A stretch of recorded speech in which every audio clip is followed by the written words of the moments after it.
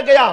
آئیے تھوڑی دیر کے لیے ہم اس طرف پہلے اسٹڈی کرتے ہیں، جائزہ لیتے ہیں، اور پھر ہم اپنی زندگیوں کو دیکھتے ہیں۔ میرے پیارے آقا صلی اللہ علیہ وسلم کے پیارے دیوانوں، دنیا کے کسی انسان کے اندر آپ مخلوق کے لیے اتنی شفقتیں نہیں دیکھیں گے، اتنا پیار نہیں دیکھیں گے، اتنی الفت نہیں دیکھیں گے جتنی میرے آقا علیہ السلام کے دل میں تھی۔ بڑا مشہور واقعہ ہے، اللہ کے حبیب صلی اللہ علیہ وآلہ وسلم ایک سفر میں تشریف لے جا رہے ہیں، اور سفر کیا ہے؟ ایک جہاد پر، جنگ پر حضور تشریف لے جا رہے ہیں، جنگ کے لیے جا رہے ہیں۔ اللہ کے رسول علیہ الصلوۃ والتسلیم، پیچھے صحابہ کا بہت بڑا لشکر ہے، صحابہ کرام جلوہ فرما ہے، صحابہ کرام چل رہے ہیں۔ حسن اتفاق سے اللہ کے حبیب علیہ الصلوۃ والتسلیم لشکر کے آگے آگے چل رہے ہیں۔ حالانکہ کبھی ایسا نہیں ہوتا تھا کہ حضور لشکر کے آگے چلیں، ہمیشہ اللہ کے حبیب علیہ الصلوۃ والتسلیم لشکر کے بیچ میں چلا کرتے تھے، لیکن آج اللہ کے حبیب علیہ السلام لشکر کے آگے آگے چل رہے ہیں۔ ایسے میں میرے آقا علیہ السلام نے دیکھا ایک کتیا ہے، کتیا وہ اپنے بچوں کو زمین پہ لیٹ کر کے دودھ پلا رہی ہے۔ اللہ کے حبیب علیہ السلام نے دیکھا اور صحابہ کو بلا کر فرماتے ہیں اپنا راستہ تبدیل کر دو، اپنا راستہ بدل دو، اس لیے کہ اگر تم اس کتیا کے قریب سے گزرو گے تو یہ کتیا اٹھ کر کے بھاگ جائے گی اور اس کے بچوں کے منہ سے دودھ چھوٹ جائے گا، اس لیے راستہ تبدیل کر دو۔ اور چند صحابہ کو وہاں کھڑا کر دیا گیا جو یہ اعلان کرتے رہے کہ دور سے جاؤ، راستہ بدل کر کے جاؤ، اس لیے کہ کتیا اپنے بچوں کو دودھ پلا رہی ہے۔ آپ مجھے بتائیں اللہ کے حبیب صلی اللہ علیہ وسلم کو کتیا کے بچوں کے دودھ پینے کا اتنا خیال ہے، جس نبی کو کتیا کے بچوں کے دودھ پینے کا اتنا خیال ہو، اس نبی صلی اللہ علیہ وسلم کو انسانوں کا کتنا خیال ہوگا؟ اللہ کے حبیب علیہ السلام کو انسانوں کا کتنا خیال ہوگا؟ آئیے حضور علیہ السلام کی زندگی میں دیکھیں۔ ایک مرتبہ مکہ المکرمہ میں، ابھی مکی زندگی میں اللہ کے حبیب علیہ الصلوۃ والتسلیم ہے، مکی زندگی میں، اور آقا کریم صلی اللہ علیہ وآلہ وسلم نے بھی ہجرت نہیں کی۔ ایک کام سے حضور تشریف لے جا رہے ہیں، ایک جھوپڑے سے، شکستہ جھوپڑے سے، ٹوٹے ہوئے جھوپڑے سے کسی کے کراہنے کی آواز آتی ہے، کسی کے چیخنے کی آواز آتی ہے، کوئی کرا رہا تھا۔ اللہ کے حبیب علیہ السلام نے جو ساتھ میں صحابہ تھے ان سے پوچھا کون کرا رہا ہے، کس کے کراہنے کی آواز ہے؟ ذرا سوچیں، اللہ کے حبیب علیہ الصلوۃ والتسلیم کراہنے کی آواز پر رک گئے۔ جب کسی کو تکلیف ہوتی ہے تو کراہتا ہے، کراہنا سمجھتے ہیں نا، درد میں، تکلیف میں، بیماری میں انسان کراہتا ہے، آہ کی صدائیں نکلتی ہے۔ اللہ کے حبیب علیہ السلام کے قدم ناز رک گئے، حضور کے قدم ٹھہر گئے اور فرمایا کہ کس کے کرانے کی آواز ہے؟ صحابہ نے عرض کی یا رسول اللہ صلی اللہ علیہ وآلہ وسلم، ابو جہل کا غلام ہے جو بیمار پڑا ہوا ہے، ابو جہل کا بھی غلام ہے جو بیمار پڑا ہوا ہے۔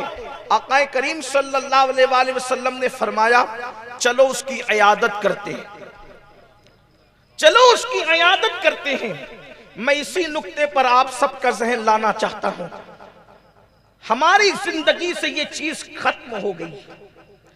معاذ اللہ، لوگوں نے گویا کہ اپنا معبود آج دولت اور اقتدار کو بنا لیا، اپنی نفسانی خواہشات کو اپنا معبود بنا لیا۔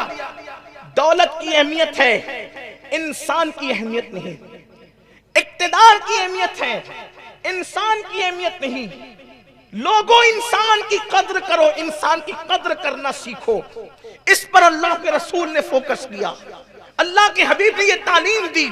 بولیے، اپنے سینوں پہ ہاتھ رکھ کر کے بولیے، اپنے ایمان والے دلوں پہ ہاتھ رکھ کر کے بولیے، جب کوئی غریب ملتا ہے تو اس سے ہمارے ملاقات کرنے کا انداز کیا ہوتا ہے، اور جب کوئی مالدار ملتا ہے تو اس سے ہمارے ملنے کا انداز کیا ہوتا ہے۔ جب ہم کسی غریب کو اپنے گھر پہ مہمان بناتے ہیں تو کھانا پکانے میں ڈشوں کے انتخاب کا انداز کیا ہوتا ہے، اور اگر ہم کسی مالدار کو مہمان بناتے ہیں تو انتظام اور انصرام کا انداز کیا ہوتا ہے۔ تو آپ نے انسان کو مہمان بنایا یا کسی کی دولت کو مہمان بنایا؟ آپ انسان کے لیے کسی کے ساتھ اخلاق سے پیش آ رہے ہیں یا آپ دولت کے لیے کسی کے ساتھ اخلاق سے پیش آ رہے ہیں. آج ہماری فکر کیا ہو گئی ہے؟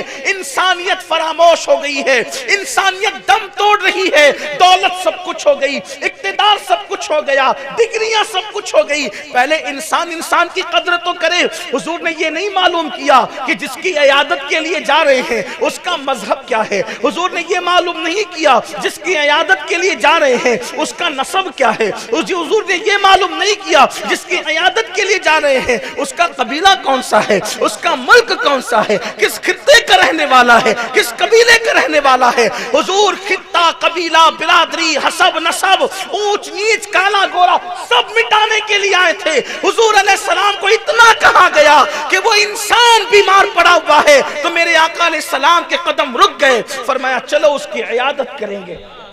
اللہ کے حبیب علیہ السلام تشریف لے گئے اور جا کر کے اس غلام کے، وہ بھی ابو جہل کا غلام تھا، وہ ایک ٹوٹے بستر پہ پڑا ہوا تھا. حضور اس کے سرہانے بیٹھ گئے.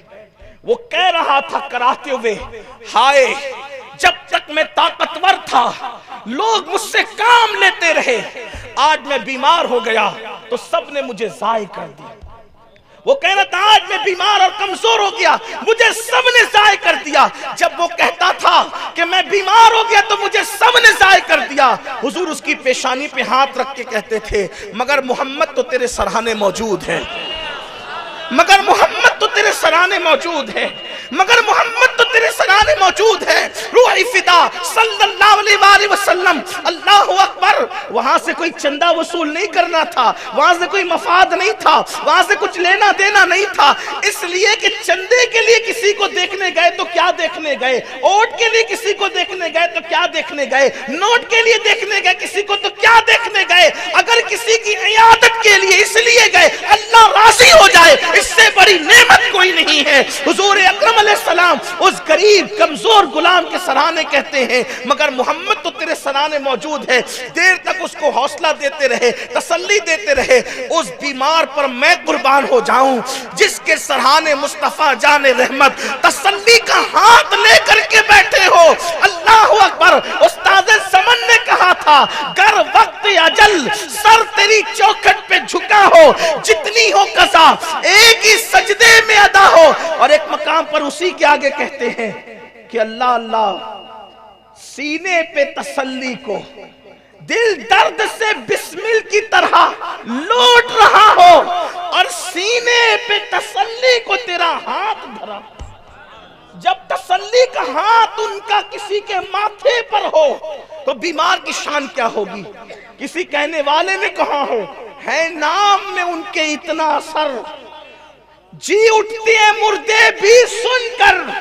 وہ حال اگر خود ہی پوچھے، وہ حال اگر خود ہی پوچھے بیمار کا عالم کیا ہو. نعرے تکبیر. حال اگر خود ہی پوچھے، وہ حال اگر خود ہی پوچھے بیمار کا عالم کیا ہوگا. اللہ کے حبیب علیہ السلام فرماتے ہیں روح فدا صلی اللہ علیہ وسلم کہ میں تمہارے سرانے موجود ہوں. اور پھر کیا ہوا، اٹھ کر کے جب چل دیے تو صحابہ کرام نے عرض کیا کہ یا رسول اللہ صلی اللہ علیہ وآلہ وسلم ہمارے ماں باپ آپ پہ قربان، اتنا وقت آپ نے غلام وہ بھی بیمار اور کمزور کی خاطر دے دیا. تو اللہ کے حبیب فرماتے ہیں کسی بیمار کے سرہانے تھوڑی دیر کے لیے بیٹھ جانا رات بھر نفل عبادت سے بہتر ہے.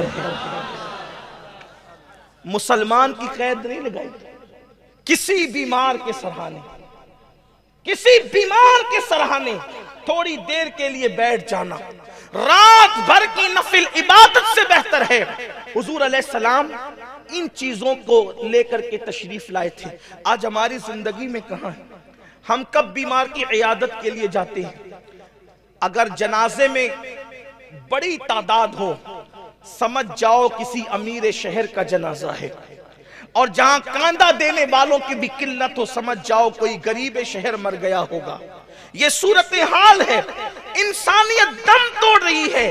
اللہ کے حبیب اسی کو زندہ کرنے کے لیے تشریف لائے تھے.